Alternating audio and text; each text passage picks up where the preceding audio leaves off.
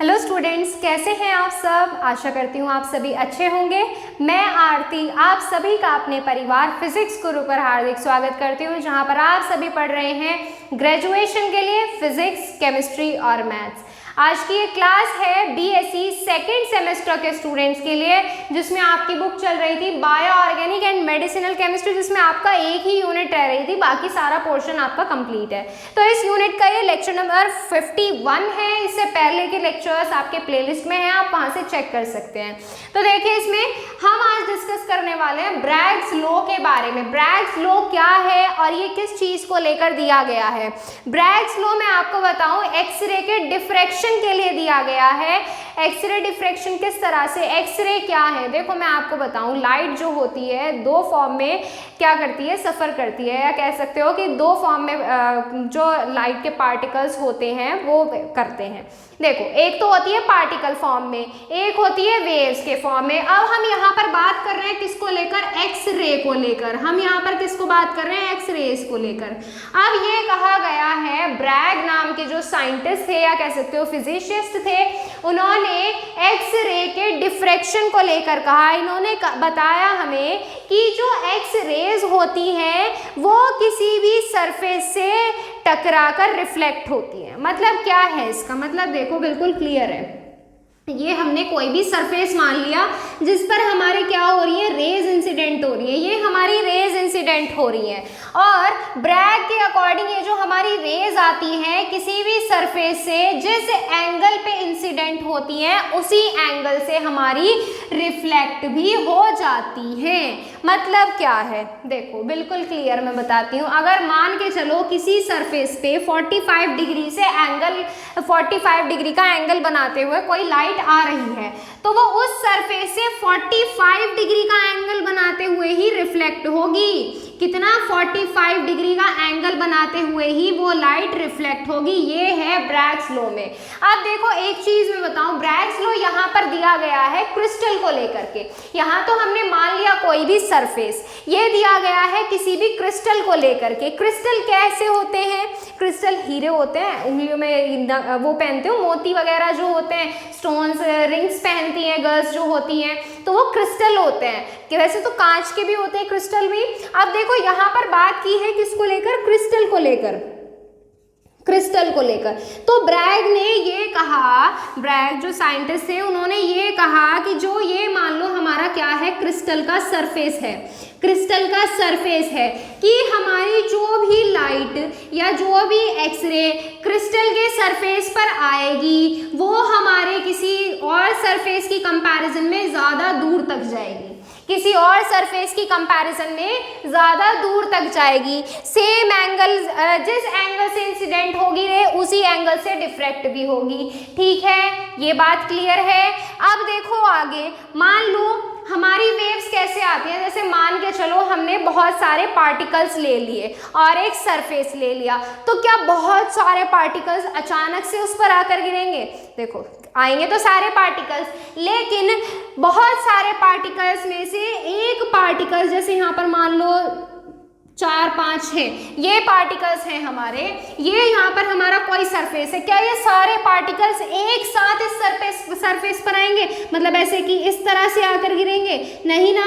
तो ये पार्टिकल्स हमारे कैसे आएंगे, ये पार्टिकल्स हमारे कुछ इस तरह से आकर गिरेंगे। या ये कह सकते हो, देखो जो पार्टिकल हमारा आगे रहेगा वो सरफेस से टच होगा, जो पार्टिकल हमारा आगे होगा वो सबसे पहले सरफेस से टच होगा, ये यहाँ पर आ गया। इसी तरह से दूसरा पार्टिकल इसकी इनर लेयर में जाएगा, फिर तीसरा नेक्स्ट लेयर में जाएगा। तो इस तरह से यहाँ पर क्या है, पार्टिकल्स जो होंगे किसी भी क्रिस्टल की अंदर तक लेयर्स में जाएंगे। क्या होंगे, अंदर तक लेयर्स में जाएंगे। तो यही डिफ्रैक्शन, ये क्रिस्टल की लेयर के अंदर तक जाने वाला जो डिफ्रैक्शन है कि कितना अंदर जाएंगे और कितना रिफ्लेक्ट होंगे, कितनी दूरी तय करेंगे, ये कितने एंगल से इंसिडेंट होंगे, ये सारी चीजों को लेकर ब्रैग ने एक लॉ दिया। कौन सा लॉ है, वो लॉ है n lambda is equal to 2d sine theta, 2d sine theta. यही रूल दिया ब्रैग ने एक्सरे के डिफ्रैक्शन को क्रिस्टल में दिखाने के लिए। तो बस यही रूल है, ब्रैग्स लॉ यही है ये डेफिनेशन, अभी ये जो सारी चीजें मैंने आपको बताई ना कि कौन ज्यादा आएगा, कितने सेम एंगल से इंसिडेंट होगा, ये सारी चीजें मैं आपको अभी लिखाऊंगी और फिर हम उसके बाद ये वाला फॉर्मूला डेराइव भी करेंगे आज, ठीक है। तो चलिए पहले हम करते हैं हमारी डेफिनेशन की तरफ। मैं यहाँ पे डेफिनेशन लिख देती हूँ, अभी ये सारी जो थ्योरी मैंने आपको समझाई ये लिख देती हूँ, फिर उसके बाद नेक्स्ट चलते हैं, ठीक है। देखिए अब यहाँ पे थोड़ी सी यहाँ पे मैंने लैंग्वेज लिखी है, थोड़ी सी यहाँ ये, तो देखिए एन एक्सरे विच रिफ्लेक्ट, जो मैंने आपको अभी सारी चीज बताई ना बस वही है। An X ray which reflect from the surface of a substance has travelled less distance than X ray which reflect from the plane of a atom inside the crystal. देखो ये कहा गया है कि वो एक्सरे, वे रेज जो आपकी रिफ्लेक्ट हो रही हो from the surface of substance, जो किसी सब्सटेंस के सरफेस से ही वापस चली जा रही है, हैज ट्रेवल्ड लेस डिस्टेंस, वो कम डिस्टेंस ट्रेवल करेंगी इन कंपेयर टू किसके, देन एक्सरे, उन एक्सरे की कंपैरिजन में जो आपके रिफ्लेक्ट हो रहे हैं from the plane of atom inside the crystal. मतलब क्या है, मतलब देखो इसका इस तरह से समझो, ये हमारे पास क्या है, क्रिस्टल है, एक रे तो हमारी ये आई और ये वापस चली गई, ठीक है, और फिर हमारी दूसरी यहाँ आई और इस सरफेस से टकरा के फिर वापस गई। तो देखो ये तो यहाँ से आई, यहाँ से वापस चली गई, दूसरी वाली अंदर तक आई और फिर वापस गई है। तो देखो ये वाला जो डिस्टेंस है ये फालतू ट्रेवल किया है ना इसने, तो यही चीज कही गई है कि जो सब्सटेंस सरफेस से जा रहा है वो कम डिस्टेंस ट्रेवल करेगा उसकी कंपैरिजन में जो पूरा अंदर तक आ रहा है, ठीक है। The penetrating X-ray travels down to the internal layer, reflect and travel back over the same distance from being back at the surface। वही चीज है कि जो आपकी एक्सरे इंसिडेंट होगी वो ट्रैवल करेगी, कहाँ तक ट्रैवल करेगी, इंटरनल लेयर तक जाएगी, ये देखो इंटरनल लेयर तक आ रही है, रिफ्लेक्ट होगी और वापस ट्रैवल करेगी, कितना डिस्टेंस, सेम डिस्टेंस, कितना डिस्टेंस तय करेगी, देखो जितना डिस्टेंस यहाँ आई उतना ही डिस्टेंस ट्रैवल करेगी इस सरफेस से वापस रिफ्लेक्ट होने के लिए। मतलब क्या है, मतलब देखो दोबारा देखो यहाँ से ये एक सरफेस है, ये दूसरा सरफेस है, एक यहाँ पर आई, ये देखो इतना डिस्टेंस तो इतना ट्रैवल किया था इसने, अब देखो इस पर आई, रिफ्लेक्ट भी तो होगी, जितना अंदर आई है उतना ही पहले सरफेस तक पहुंचने के लिए ट्रैवल करेगी before being back at the surface, पहले सरफेस पर, इस सरफेस पर देखो इससे अंदर आई है ना, तो इसी पर पहुंचने के लिए जितना अंदर आई है ना उतना वापस जाना पड़ेगा। जैसे आपको मान के चलूं मैं कि आप कहाँ गए हो, मान लो किसी गुफा में घूमने गए हो, पहले आपने क्या किया, गुफा के गेट तक पहुंच गए, सबने 60 डिस्टेंस ट्रेवल किया, अब आप 2-3 दोस्त गए थे जिसमें से सिर्फ आप अकेले अंदर जा रहे हो, बाकी बाहर रुक गए, तो आपने क्या किया, एक लेयर तक गए, फिर वापस गुफा के कोने पे जाने के लिए क्या करना पड़ेगा, आपको उतना ही डिस्टेंस तय करना पड़ेगा, ठीक इसी तरह से इसमें होता है, ठीक है। आगे देखो, the distance travel depends on the separation of layer and the angle at which X ray entered the material. अब ये चीज कही गई है कि वो कितना डिस्टेंस ट्रैवल करेगी, ये देखो ये वाली रे कितना फालतू डिस्टेंस ट्रैवल करेगी, ये चीज डिपेंड करेगी कि हमारी लेयर्स के बीच में कितना डिस्टेंस है, क्या है, कितना डिस्टेंस है, और इस चीज पर भी डिपेंड करेगी कि किस एंगल से हमारी दूसरे वाली रे इंसिडेंट हो रही है, ठीक है। फॉर दिस वेव, इस वेव के लिए to be in phase, phase के अंदर आने के लिए, विद द वेव के साथ, विच रिफ्लेक्टेड फ्रॉम द सरफेस, जो आपकी सरफेस से ही रिफ्लेक्ट हो रही है, इट नीड्स टू हैव, उसके पास होना चाहिए, travelled a whole number of wavelength, उसके पास एक अपनी वेवलेंथ होनी चाहिए, वाइल इनसाइड द मटेरियल, उस मटेरियल के अंदर जाने के लिए। मतलब क्या, इस इंसिडेंट रे को, इस रे को मटेरियल के अंदर जाने के लिए अपनी कुछ वेवलेंथ होनी चाहिए, और इनके देखो लेयर्स के बीच के डिस्टेंस, वेवलेंथ कितनी होनी चाहिए, इसका एंगल कितना होना चाहिए, इन सब चीजों को ब्रैग ने एक्सप्रेस किया एक इक्वेशन के तौर पे, जो आजकल ब्रैग्स इक्वेशन के नाम से जानी जाती है। और वो इक्वेशन क्या है, n lambda is equal to 2d sine theta. आ गई बात समझ। अब हम क्या करेंगे, इस फॉर्मूले को डिराइव करेंगे, ये जो चीज मैंने समझाई है ना ये अब ठीक से करेंगे, ठीक है। चलो ये तो रफली हो गया, अब आप इसका स्क्रीनशॉट लो, फिर हम डेरिवेशन की तरफ चलते हैं। देखो अब आगे डेरिवेशन। डेरिवेशन में कैसे देखेंगे, हमने मान लो एक सरफेस लिया, सरफेस कैसे, इस तरह से। अभी देख के चलना, चलो एक साइड बनाते हैं इसको, एक साइड, ये हमने यहाँ पर कोई सरफेस ले लिया इस तरह से, ये हमारी डॉटेड लाइंस है, ठीक है। ये सरफेस लिया हमने जिस पर हमारी एक रे आएगी, इंसिडेंट होएगी और फिर हमारी रिफ्लेक्ट होएगी, ठीक है। फिर वही हमने क्या लिया, दूसरी लेयर ली जिसमें हमारी दूसरी रे आएगी, इंसिडेंट होएगी इस पॉइंट पर और रिफ्लेक्ट हो जाएगी, ठीक है। समझ में आ गई बात। अब यहाँ से हम क्या डालेंगे, एक लाइन डालेंगे। देखो दोनों एक ही पॉइंट पर आगे टकरा रही हैं, बस लेयर डिफरेंट है हमारे, ठीक है। अब इससे यहाँ पर एक क्या डालोगे, एक परपेंडिकुलर डालोगे इस लाइन से और एक परपेंडिकुलर डालोगे इससे। अब देखो मेरी बात ध्यान से सुनना, ये जो हमारी ये वाली रे है, इसको कोई भी नाम दे दो, ए दे दो या इसको ए रख लो, ए बी, इसको सी डी रख लो, ये चलो ए और बी रखो कि ये हमारी रेज आ रही हैं और ये हमारी यहाँ से रिफ्लेक्ट हो रही है इन पॉइंट से टच हो करके। अब इसके बाद हम क्या करेंगे, इसके बाद हम ये देखेंगे कि ये जो हमारी ये वाली रे है ये कितना डिस्टेंस फालतू ट्रैवल कर रही है। मान लो ये पॉइंट मैंने मान लिया P, इस वाले पॉइंट को Q मान लो और इसको मान लो R। अब मेरी बात ध्यान से सुनना, ये वाले जो एंगल होंगे ये होंगे थीटा, जो बिल्कुल सेम एंगल होंगे, जिस एंगल से रिफ्लेक्ट इंसिडेंट हो रही है उसी एंगल से रिफ्लेक्ट होती है, ठीक है। और ये हो गया हमारा 90 डिग्री का एंगल, ठीक है। अब देखो इसके बाद हम आते हैं आगे, एक और चीज है डिस्टेंस।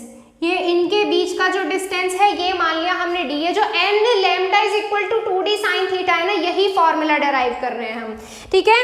अब इसके बाद हम अगर कहें कि ये जो जितना ये डिस्टेंस होगा, जितना ये डिस्टेंस ट्रैवल करेगी उतना ही ये डिस्टेंस ट्रैवल करेगी, मैं ये मान सकती हूँ। अब देखो मैं आपको एक चीज बता दूं, n lambda is equal to 2d sine theta में मैं आपको सारी चीजें बता देती हूँ। लैम्डा तो वेवलेंथ है, आप जानते हो।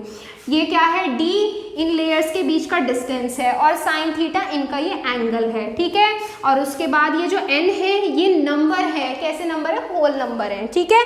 अब देखो आगे मैं यहाँ से एक ये वाला एंगल उठा लेती हूँ, क्या, एक ये वाला एंगल उठा लेती हूँ। इस एंगल को भी कुछ नाम दे दे, इसको Z दे देते हैं। चलो अब हम क्या करेंगे, ये वाला एंगल PQZ उठाएंगे। कौन सा, PQZ उठाएंगे और मैं इस एंगल को कुछ इस तरह से रखूंगी, ये वाला 90 डिग्री, ये P, ये Q और ये Z। अब इस एंगल को हम रूल लगाएंगे, कौन सा, देखो ये तो होगी आपकी हाइपोटेनस, ये तो आ गई आपकी हाइपोटेनस, ये हो गया आपका बेस, ये हो गया परपेंडिकुलर। अब देखो आगे यहाँ पर हम रूल लगाएंगे, यहाँ पर हम रूल लगाएंगे, कौन सा, ट्रिग्नोमेट्री रूल लगाएंगे।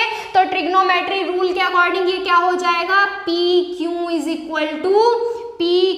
इक्वल टू क्या आ जाएगा आपका, d साइन थीटा।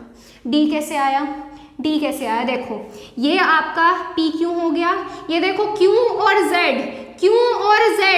क्या इस डिस्टेंस d के बराबर नहीं है, Q और Z क्या इस डिस्टेंस d के बराबर नहीं है, तो d और एंगल कितना आ गया 90 और यहाँ पर आ जाएगा साइन थीटा। अभी यहाँ पर हम 90 नहीं रखेंगे, अभी यहाँ पर हम साइन थीटा लेकर चलेंगे, ठीक है। इतनी बात आ गई समझ। अब मैं आपको एक चीज और बता देती हूँ, ये जो PQ है, ये जो PQ है और QR है, ये जो PQ है और QR है, ये हमारे कैसे होते हैं, ये हम मानते हैं, ये हमने मान के चला n is equal to PQ plus QR। ये हम चीज शुरू से मान के चले हैं कि जो हमारे यहाँ से कितना फालतू चली है, ये जो है हमारे इन दोनों के एडिशन के इक्वल है, इन दोनों के सम के इक्वल है, ठीक है। तो ये हम मान लिए इक्वेशन 1 ये मान ली इक्वेशन 2। अब इक्वेशन 1 क्या कहती है? इक्वेशन 1 कहती है पी क्यू और क्यू आर हमारी एन के इक्वल है। तो हम ये कह सकते हैं कि पी क्यू जो है वो हमारी क्यू आर के इक्वल है। देखो ये जो डिस्टेंस है हमारा, ये इसके डिस्टेंस ट्रैवल किए हुए के इक्वल है, बिल्कुल मान सकते हैं। देखो अब इसके बाद लिखना, ये हमारा यहाँ पर लिखो, कहाँ लिखोगे? इधर n is equal to P Q plus Q R, ये इक्वेशन 1 है। अब यहाँ से इक्वेशन 1 इम्प्लाइज करेगी P Q is equal to Q R, ये इम्प्लाइज करेगी। इतनी बात क्लियर है? अब क्योंकि P Q is equal to Q R है तो यहाँ पर हम पी क्यू और क्यू आर है तो यहाँ पर हम लिख सकते हैं, क्या लिख सकते हैं? इक्वेशन 1 इम्प्लाइज क्या लिख सकते हैं? यहाँ से हम ये लिख सकते हैं n is equal to 2pq। ये लिखा जा सकता है या नहीं बताओ?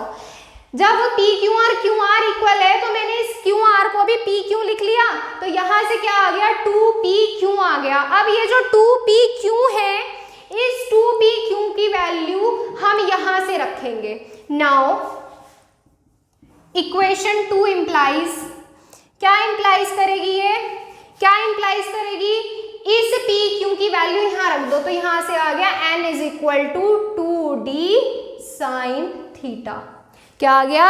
n is equal to 2d sine theta. क्या ये ब्रैग्स का लॉ नहीं आया? n is equal to 2d sine theta, ये आपका ब्रैग्स लॉ यहाँ से प्रूफ हो चुका है। मैं आपको एक बार फिर से समझा देती हूँ। देखो ये हमारी फर्स्ट रे इंसिडेंट हुई, ये यहाँ से रिफ्लेक्ट हो गई। ये हमारी सेकंड रे इंसिडेंट हुई, सेकंड लेयर पे पहुंची, ये रिफ्लेक्ट हो गई। इन दोनों लेयर्स के बीच का डिस्टेंस है स्मॉल d। क्या है? Small d।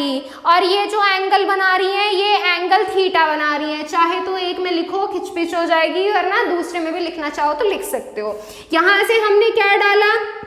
एक परपेंडिकुलर डालेंगे इस एंगल के थ्रू। देखो एक एंगल यहाँ से डालेंगे, एक परपेंडिकुलर यहाँ से डाला, एक परपेंडिकुलर यहाँ से डाला।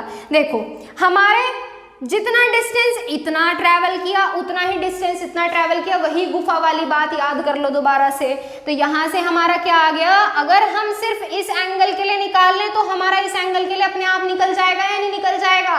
दोनों बिल्कुल एक दूसरे के सेम है।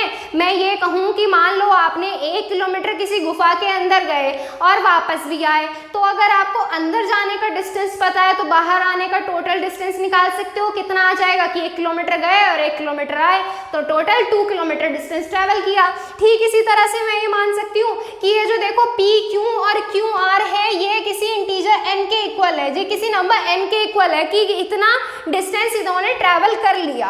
अब इसमें मैं सिर्फ इसी एंगल को लेकर अगर बात करूं, ये जो पी क्यू जेड है, पी क्यू जेड है, ये हमारी जेड क्यू क्या है? हाइपोटेनस है, जिसकी वैल्यू d के इक्वल है। ये क्या है? ये हमारा d है।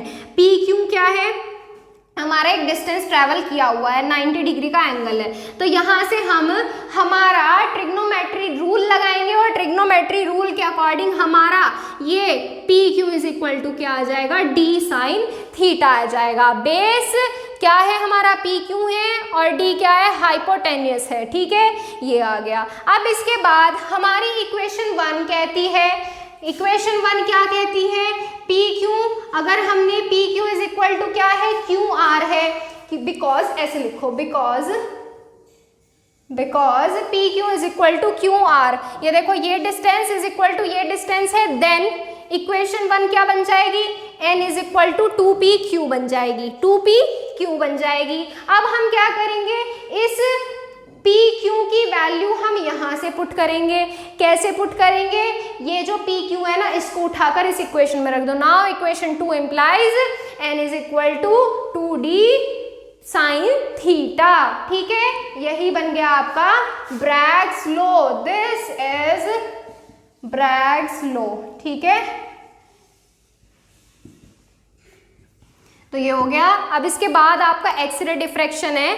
एक्सरे डिफ्रैक्शन मेथड है, हम किन किन तरीकों से एक्सरे डिफ्रैक्शन होता है, दो मेथड है आपका, एक तो पाउडर मेथड है और एक रोटेटिंग क्रिस्टल मेथड है, वो करेंगे हम नेक्स्ट टर्न पे। देखो आपके दो ही टॉपिक रह जाते हैं, एक तो ये एक्सरे डिफ्रैक्शन वाला रह जाता है और कुछ इसमें मॉलिक्यूल्स है जैसे NaCl है, CsCl है, उनकी स्ट्रक्चर्स हैं, कैसे उनकी लेटेस्ट स्ट्रक्चर ड्रॉ होती हैं, वो है। दो टॉपिक्स रह रहे हैं इसमें, ज़्यादा घबराने वाली कोई चीज़ नहीं है, आपके एग्जाम्स हैं, बिल्कुल अच्छे से प्रिपरेशन कीजिए, जो मैं करा चुकी हूँ। 98% आपका सिलेबस कंप्लीट है, सिर्फ इन दो टॉपिक की वजह से उनकी पे अपनी ग्रिप मत छोड़ देना, ठीक है। और अगर फिर भी अगर आपको कोई भी क्वेश्चन है किसी भी चीज़ से, किसी भी टॉपिक से रिलेटेड डाउट है, तो आप इंस्टाग्राम पर पूछ सकते हो। इंस्टा ID है physics_guru_India। आपके जो भी क्वेश्चंस हैं आप यहाँ पर मैसेज कर सकते हैं। और टेलीग्राम चैनल ज्वाइन करने के लिए प्ले स्टोर से टेलीग्राम इंस्टॉल कीजिए, ID बनाइए और उस पर सर्च कीजिए फिजिक्स गुरु इंडिया, आपको चैनल मिल जाएगा, आप ज्वाइन हो सकते हैं, ठीक है। चलिए, जो आपका एक्सरे डिफ्रैक्शन है उसका एक्सरे डिफ्रैक्शन मैथड या वो है आपके सारे वो थ्योरीज वगैरह हैं, जो दो मैथड्स हैं वो हम करेंगे नेक्स्ट टर्न पर। आज करेंगे इतना ही, ठीक है। चलिए, मिलते हैं आपसे कल, आज के लिए इतना ही। Thank you so much.